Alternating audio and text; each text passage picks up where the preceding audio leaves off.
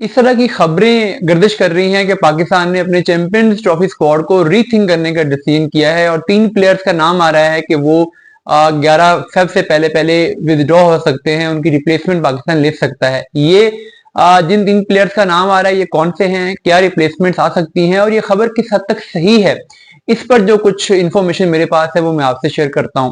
देखिए, जिन 3 प्लेयर्स की बात हो रही है कि उनका नाम पाकिस्तान क्रिकेट बोर्ड की सेलेक्शन कमेटी विदड्रॉ कर सकती है, उनमें पहला नाम तो उस्मान खान का चल रहा है। उस्मान खान के बारे में एक कॉन्स्पिरेसी थ्योरी ये चल रही है कि वो इसलिए सिलेक्ट हुए कि पाकिस्तान क्रिकेट बोर्ड ने उस्मान के साथ ये एग्रीमेंट किया हुआ था कि आपको हम 2 साल तक हर आईसीसी टूर्नामेंट में और हर बड़ी सीरीज में चांस देंगे, और वो उसी कोटा पर सिलेक्ट हुए हैं उस डील और उस एग्रीमेंट के नतीजे में। हालांकि वो परफॉर्मेंस पे डिजर्व नहीं करते, लेकिन पाकिस्तान के सिलेक्शन कमेटी ने जो इस पे फीडबैक दिया वो ये दिया कि हम हसीबुल्ला को बैकअप कीपर के तौर पर लेना चाह रहे थे, लेकिन चूंकि वो अवेलेबल नहीं हो सके तो हमने रिजर्व कीपर के तौर पे उस्मान खान को इसमें शामिल किया है।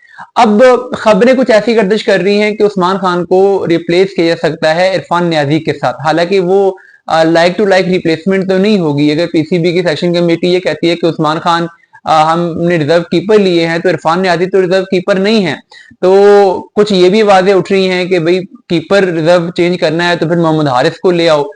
लेकिन बहरहाल उस्मान खान की रिप्लेसमेंट की बातें हो रही हैं। दूसरी जो खबर चल रही है वो ये है कि पाकिस्तान ने जो बांग्लादेश प्रीमियर लीग की बुनियाद पर सिलेक्शन की थी ऑलराउंडर फहीम अशरफ की, और आमिर जमाल को पाकिस्तान ने वादा करके कह के आखिरी लम्हात में विदड्रॉ कर लिया था, उनका नाम ड्रॉप कर दिया गया था।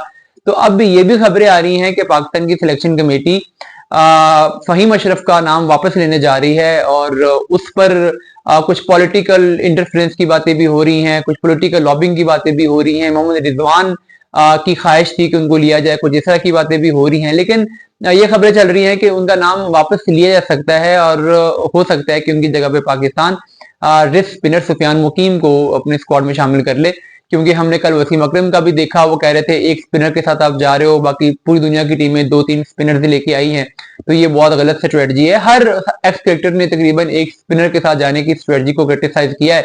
तो अब हो सकता है कि फहीम अशरफ की जगह पर पाकिस्तान इसको ले, ये खबरें चल रही है कि सुफियान मुकीम को लेके आ जाएगा।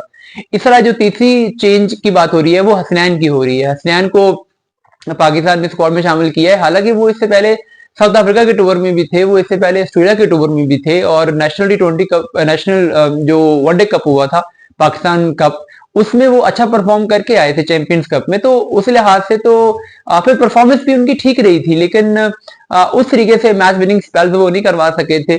अब्बास अफरीदी को जब चांस दिया गया तो उन्होंने उनके मुकाबले में निस्बतन बेहतर परफॉर्म किया। तो अब खबरें ये भी हैं कि जी अब्बास अफरीदी को हसनैन की जगह पर पाकिस्तान टीम में शामिल किया जा सकता है, हसनैन को रिप्लेस किया जा सकता है। लेकिन जहां तक मैंने चीजों को रीचेक किया है, ऐसी अभी तक सिलेक्शन कमेटी का ऐसा कोई मूड नजर नहीं आ रहा। ये जितनी भी इंफॉर्मेशन चल रही है इन तीनों रिप्लेसमेंट्स की, इसके चांसेस बहुत ही स्लिम हैं।